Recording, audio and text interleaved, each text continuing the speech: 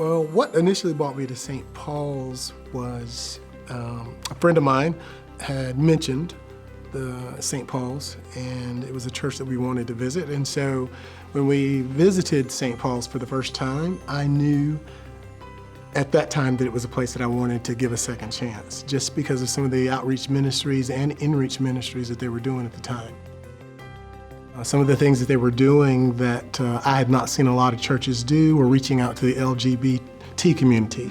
I think the Gay Pride Parade was going on one particular weekend after I had initially started attending there, and one of the things that they were going to be doing, we were handing out bottles of water with St. Paul's and the number to the church and inviting people to come to the church.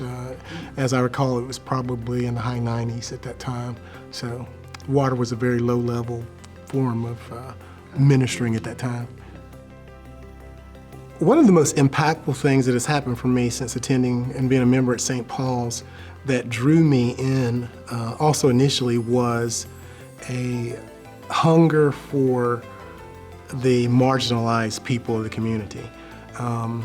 Being a city church, we see a lot of homelessness and a lot of mental illness, people that are on our doorsteps that are in need of food, clothing, most of all, Christ, and learning how to speak in their lives, come alongside them. Mercy would be the biggest gift I think that was cultivated for me, and learning and understanding that people don't necessarily choose to be homeless or mentally ill, or a lot of things that plague them, that bring them or cause them to end up on the streets of this. That really has kept me there, that constant ministering to those that are less fortunate or the downtrodden or the different people that I normally would not seek out to build relationships or friendships with. The same thing with some family members and friends that try to measure their success through the eyes of the world based on what they have, what they drive, what zip code, what kind of jobs and education that they have. St. Paul's membership runs the gamut of doctors, lawyers, movie producers, and people that literally don't have a place to lay their head at night.